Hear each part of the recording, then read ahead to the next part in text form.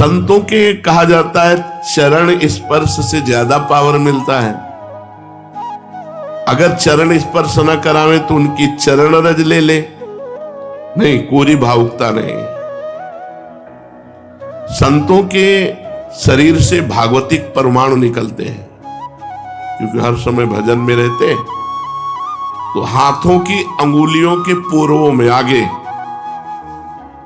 और चरण तलवे में, और चरण के अंगूठे अंगुलियों में, यहां से विशेष ऊर्जा शक्ति निकलती है उनकी भजन की। इसीलिए विद्युत परमाणु जैसा काम करती चरण रज, बिजली जैसा काम, क्योंकि तलवे में और चरण के अंगूठे में वो स्पर्श हुई चरण रज विशेष।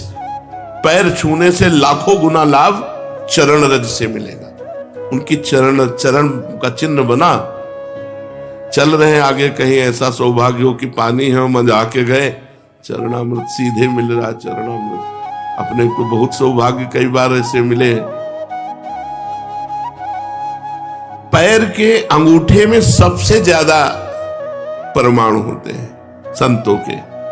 अतः जहां जहां संतों के चरण स्पर्श होते हैं, वहां वहां की रज पूरे शरीर के विद्युत को उस रज में, उनके शरीर में जो ऊर्जा शक्ति भजन की वो उस रज में, इसलिए उस रज का। और यहाँ वृंदावन की रज तो महारानी जी की चरण रज है। सद्यो वसीकरण चूर्ण मनंत शक्तिम तम राधिका चरण रेणु मनुष्य मरामी। रोज चरण वंदना वृंदावन की करके और रज लगावे, बहुत लाभ प्राप्त होगा। जो रोज रज का सेवन करता है उसके अंदर भागवतिक परमाणुओं का समावेश हो जाता है और वो परम पवित्र हो जाता है। ऐसा कोई तीर्थ से भी पवित्रता नहीं मिलेगी जैसा भक्तों की चरण रज से। भगवत दर्शन का सर्वोत्तम उपाय क्या है? भगवान के दर्शन करने का सर्वोत्तम उपाय क्या है? भगवत दर्शन का सरल और सर्वोत्तम उपाय दिन रात उनके नाम का जप करो और एकांत में रो, भगवान मिल जाओ। दिन रात नाम जप करो और भगवान के रुदु सुश्वरम राजन कृष्ण दर्शन लालसा। बिन रोए किन पाइया प्रेम प्यारा में। लाडली जी ने राधा माधव चिंतन में लिखा हुआ है कि एक गोपी ने पूछा श्री कृष्ण प्राप्ति का उपाय किशोरी जी क्या है? तो किशोरी जी ने कहा हमने तो केवल आंसुओं को ही समझा है, केवल आंसुओं को ही समझा है प्रीतम की प्राप्ति का उपाय। जो रो रो करके नाम जप करता है, पुकारता है, रोता है, भगवान उसको दर्शन देते हैं। दूसरे नंबर की बात है कि तुम दर्शन के लिए व्याकुल कितना हो। जब तुम्हें न खान पान अच्छा लगे, न सोना अच्छा लगे, कुछ अच्छा ही न लगे, इतनी व्याकुलता की जीना भी अच्छा नहीं लग रहा। ये जब मृत्यु प्रिय लगने लगे और जीना प्रिय लगने लगे, इतना विरह हृदय में आ जाए, इतनी व्याकुलता हृदय में आ जाए, उसी समय भगवान दर्शन दे देते हैं। पर पहला उपाय दूसरे उपाय की अपेक्षा ठीक है कि हमारे अंदर विरह भी नहीं है, व्याकुलता भी नहीं, जलन भी नहीं है, पर हम रात दिन नाम जप करते तो अपने आप भगवान आकर दर्शन देंगे पक्का। ना चाहो तो भी आके मिल जाएंगे। देखो मार्कंडे जी भजन कर रहे हैं, चाह नहीं थी भगवान शंकर और पार्वती जी की, पढ़ के देख लो भागवत में, अपने आप आकर के दर्शन दिए। नर नारायण भगवान दर्शन दिए, सब दर्शन दे देंगे। खूब भजन करो। कहते हैं कलयुग में भगवान के दर्शन नहीं हो सकते। कलयुग है, इसमें साक्षात भगवान के दर्शन नहीं हो सकते। मेरा दृढ़ विश्वास है कि इस युग में भगवान के दर्शन पहले युगों से सरलता से होते हैं। 10,000 वर्ष एक पैर के अंगूठे के बल खड़े होकर दोनों हाथ उठा के, जो हम लोग 1 मिनट नहीं कर सकते, पैर के अंगूठे के बल खड़े होके दोनों हाथ उठा 1 मिनट नहीं कर सकते, वो 10,000 वर्ष मंत्र जपते हुए तब कहीं करदम जी को भगवान का दर्शन हुआ था। यहां 10,000 वर्ष है ही नहीं जिंदगी में, 70-80 वर्ष के खेल है हमारा।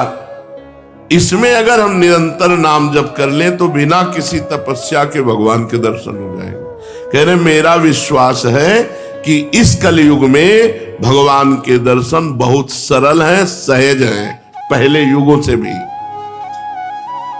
अन्य युगों के महापुरुष चाहते हैं कि कलयुग में मेरा जन्म हो जाए, थोड़े प्रयास से भगवान के दर्शन, रात दिन नाम, थोड़ा प्रयास, अब 10,000 वर्ष वाला प्रयास, और 80 साल के हैं, 80 में 20-30 वर्ष तो सोने के रख लो, क्योंकि अधिकतर बाल्यावस्था ऐसी चली गई। अब जवानी में अगर होश आ जाए और नाम जप कर ले तो इसी से भगवत प्राप्ति हो जाएगी। ऐसा रोज आने लगता है कि आज भगवान मिलेंगे, आज भगवान मिलेंगे। जब भजन परिपूर्ण होने लगता है, भगवान को मिलना होता है, तो हृदय से लगता है आज भगवान मिलेंगे, आज भगवान, आज तो पक्का मिलेंगे। भगवान मिल जाते हैं। भगवान फिर कोई न कोई रूप रख करके आते हैं और वो अनुभव कराते हैं, मैं हूं, देखो मैं हूं। अपने को तो अन्य रूपों की बात क्या, साक्षात रूप में भगवान शंकर काशी के घाटों में आए, पर ये बस था भूख प्यास सहते हुए, आज भगवान मिलेंगे, आज भगवान मिलेंगे, आज पक्का मिलेंगे। दोपहर की तपती हुई भूमि, जो पूरे घाटों में कोई व्यक्ति न दिखाई दे, नंगे पैर, हाथ में त्रिशूल लिए हुए, जटाओं का, अरे दौड़ पड़े, साष्टांग दंडवत। अब उस आनंद का क्या वर्णन, बस उन्होंने भी एक उंगली उठाई थी, बस हमने सत्संग में पीछे भी बताया, एक उंगली उठाई थी, बोले कुछ नहीं थे। वो एक है, बस एक है, अनेक कोई नहीं, अन्य कोई नहीं। जो किसी की निंदा करता है वो अभी अज्ञानी है, अन्य की निंदा नहीं। यहाँ तो पापी की भी निंदा नहीं की गई है। ये क्रूरापि पापिनो न च सताम संभाष्य दृश्यास्ते सर्वान वस्तुतया निरीक्ष परम स्वाराध्य बुद्धिर्मम। मेरा दृढ़ विश्वास है कलयुग में थोड़े ही भजन से भगवान का साक्षात्कार हो जाता है, क्योंकि अल्पायु है हम लोगों की। भगवान के दर्शन कैसे होते हैं, कैसे कैसे कैसे भगवान के दर्शन होते हैं? जप से, तप से, बड़ी बड़ी साधनाओं से भगवान के दर्शन हुए। कैसे होते? भगवान मेरे हैं और अब बस मुझे मिलना है, मुझे प्रियाजू से मिलना है, मुझे प्रभु से मिलना है, बस बहुत सरलता की बात है। भगवान मेरे हैं। जितना माँ से प्यार है, जितना बहन से प्यार है, जितना शरीर से प्यार है, जितना पुत्र से प्यार है, उतना भगवान से प्यार हो जाए, भगवान मिल जाएंगे। उनको तो थोड़ा भी प्यार दे दो तो मिल जाएंगे, पर थोड़ा भी प्यार नहीं है, कैसे भगवान मिले? कौन भगवान से मिलना चाहता है? किसको व्याकुलता हुई? कौन रात भर जगा भगवान से मिलने के लिए? कौन कई दिन भूखा रहा भगवान से मिलने के लिए? ये बातें हैं। सबकी ममता ताग बटोरी, मम पद मन ही बांध बर डोरी। अब प्रभु के सिवा मेरा कोई नहीं, मेरे तो गिरधर गोपाल, दूसरों न कोई। हृदय व्याकुल है प्रभु के मिलने, वो इतनी तक तो पहुंचना ही नहीं पड़ता। इसके पहले ही वो हृदय और मानस में छाने लगते हैं, फिर साक्षात्कार तो अपने आप हो जाता। इतना नहीं पहुंचना पड़ता, मारो नहीं, सहज सरल आनंद, व्याकुलता आनंद भरी, और उतने में आप थोड़ा करके देखो, आपकी भावना में आते हैं कि नहीं प्रभु? अभी देखो आप जितना भजन करते हो उतनी भावना में आते हैं कि नहीं? देखो आप, तो वैसे आपकी भावना के सामने है, और जब गाढ़ भावना हो जाएगी तो ही आपसे बात करने लगेंगे। वो है, कोई कण ऐसा नहीं जाना हो तो जब आप भावना कर रहे हैं तो आपकी भावना में जो झांकी आई वो आए हैं प्रभु, वो केवल कोरी भावना नहीं है। क्या साधना करते करते साधन के बल से भगवान मिल सकते हैं? नहीं। कि आप खूब साधना कर रहे हो, साधना का आपको बल है, उससे भगवान मिल जाएंगे? नहीं, उसका फल मिलेगा आपको, तप लोक, महालोक, जन लोक, ब्रह्म लोक और भी, लेकिन भगवान नहीं मिलेंगे। भगवान का मिलने का एक ही उपाय है कि वो कृपा कर दे, वो कृपा कर दे। कोई साधक चाहे कि अपने तपोबल से, अपने साधना के बल से भगवान को बांध के सामने खींच के लाए, ऐसा कोई तपस्वी नहीं पैदा हुआ, ऐसा कोई साधक नहीं पैदा हुआ। कितना भी साधन किया जाए, कितना भी योग किया जाए, परंतु भगवान के दर्शन सिर्फ भगवान की कृपा से होते हैं। हाँ, वो देखकर द्रवित हो जाए कि बहुत तप कर रहा है, बहुत साधन कर रहा है, थक गया है, अब द्रवित होके भगवान दर्शन दे रहे। लेकिन कोई अपने तपोबल से, कोई ये कि मैं साधना कर रहा हूं, भजन बल से भगवान को अधीन कर, ऐसा नहीं कर सकता। वो जब भजन करते हुए दैन्य भाव, तो भगवान द्रवित हो गए और वो दर्शन दे दिए। क्या जैसे हम दो मित्र मिलते हैं ऐसे भगवान से मिलकर वार्तालाप कर सकते हैं? हाँ, अवश्य। यदि आपके अंदर भगवान से प्रेम उदय हो चुका है, तो भगवान आपसे दो मित्रों की तरह एकांत में मिलकर परस्पर वार्तालाप कर सकते हैं। बिल्कुल, इच्छा जगाओ, मिलने की इच्छा जगाओ। जब एकांत में भक्त और भगवान बातें कर रहे हैं, तो दूसरा देख सकता है, दूसरा सुन सकता है? नहीं। मान लो यहीं बैठकर भगवान से बातचीत हो रही हो, तो जैसे नारायण स्वामी थे, तो भाग तो भाग, कितना भागेगा, और कपड़ा समेट के पीछे भागते, लोग देखते कोई नहीं सामने, बाबा पागल हो गया है। कुसुम सरोवर तक दौड़ के आते, फिर लौटते, फिर मुखारबिंद तक दौड़ के जाते, फिर वहां। जब प्रेमी जनों ने पूछा, तो बोले हमारी उसकी छुआछुई हो रही, वो देखो सामने दौड़ रहा है, मैं उसे पकड़ रहा हूं। लेकिन सबको लगता कि पागल हो गए हैं क्या, दौड़ रहे हो। कहते भाग तो कितना भागेगा, आज मैं पकड़ के छोड़ूंगा, और सामने कोई है नहीं, तो लोग पागल ही तो समझते थे। तभी भक्त को एक पागल संज्ञा दे दी जाती है। श्री भगवान यदि भक्त से मिलकर बातचीत कर रहे हैं, और भगवान चाह ले कि हमारे और भक्त के दर्शन करके हमारे और भक्त की बात सुन ले, तो वो सुन लेगा, अन्यथा समाज में भगवान मिलकर चले जाएंगे और वो नहीं जान पाएगा। भगवान कृपा कर दे कि इसको मेरे दर्शन हो जाए, मेरी भक्त की बातचीत सुनाई दे, तो वो सुनने में। दूसरा सामर्थ्य नहीं है कि वो भगवान और भक्त की वार्ता को सुन सके या देख सके, जबकि प्रगट में होगी, पर वो सुन नहीं पाएगा, देख नहीं पाएगा। भगवान मिलने वाले हैं, कैसे पता चलेगा? उसके पूर्व की स्थिति क्या होती कि अब भगवान मिल जाएंगे, बस अब पक्का। भगवान के साक्षात्कार के पहले उसे स्वप्न में भगवान मिलेंगे, स्वप्न में भगवान का आना होगा। फिर वो बैठे बैठे दिव्य प्रकाश उसके झलकने लगेगा, वो प्रकाश में भगवान की झांकी करेगा, जिसको साक्षात्कार होना, साक्षात स्वप्न में भगवान के दर्शन होना। ऐसे नहीं कि कोई फोटो के दर्शन हो, स्वप्न में ऐसा कि हम देख रहे हैं, बातचीत कर रहे हैं भगवान से। जागृत में बैठे बैठे दिव्य प्रकाश, उसी में भगवान दिखाई दे रहे, तो भगवान से बातचीत कर रहा है। ये पहले स्थिति होगी, फिर साक्षात भगवान प्रकट होकर उसे दर्शन देंगे। प्रकाश के अगर दर्शन नहीं हुए, तो भगवत दर्शन का भी अधिकारी नहीं। स्वप्न दर्शन के बाद भी दिव्य प्रकाश उसके नेत्रों के सामने छाया रहे, हर समय ललित त्रिभंगी मूर्ति सामने विराजमान है। भगवान की दिव्यता को सहन करने के लिए वो प्रकाश दर्शन आवश्यक है, इसलिए पहले भगवान प्रकाश दर्शन देते हैं। स्वप्न दर्शन, स्वप्न दर्शन ऐसे नहीं कि कोई चित्रपट के दर्शन किए या तीर्थ स्नान स्थान के दर्शन किए या कोई श्री विग्रह के आप मान लिए भगवत दर्शन, नहीं। साक्षात जैसा, जागृत जैसा स्वप्न में दर्शन, फिर जागृत अवस्था में प्रकाश, दिव्य तेजो पुंज में भगवान का भाव, क्योंकि भगवान के दर्शन की दिव्यता को सहने की सामर्थ्य आनी चाहिए, नहीं तो वो तेज सहन नहीं कर पाएगा।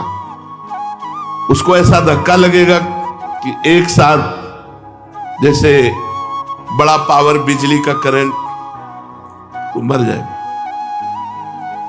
ऐसे एक साथ धक्का लगेगा उसके हृदय में, झेल नहीं पाएगा। इसलिए पहले स्वप्न दर्शन, फिर भावना, फिर दिव्य प्रकाश, फिर साक्षात दर्शन।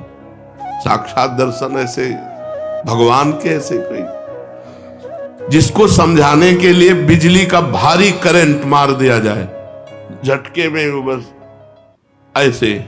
भगवान अनंत सामर्थ्यशाली। कहते हैं तुम घर सजाओ भगवान आएंगे। हाँ, तो मन का घर, ये बाहर वाला घर सजाने से नहीं कि बाहर आप खूब सजा दो लीप पोत के, तो भगवान यहाँ मन रूपी घर को, मन से संसार रूपी कूड़ा निकल जाए, दैवी संपदा आ जाए, मन मंदिर बना लो, मन सजा लो, मन के दुर्गुण हटा लो, मन को संसार से खाली कर दो, भगवान आ जाएंगे। मन रूपी घर को सजाना।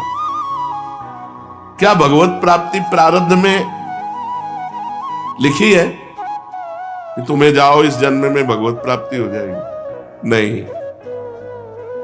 भगवान का भजन संत समागम के द्वारा प्रारंभ होता है और भजन के द्वारा हमारा भाग्य नया निर्माण होता है भगवत प्राप्ति का। वो पूर्व जन्म से नहीं होता कि अगला जन्म तुम्हें भगवत प्राप्ति हो जाएगी, वो भजन से होता है। क्या प्रारब्ध बाधा पहुंचा सकता है? इच्छा प्रबल हो, भजन कस के हो, भगवान की अनन्यता हो, तो प्रारब्ध बाधा नहीं पहुंचा सकता, नहीं पहुंचा देगा।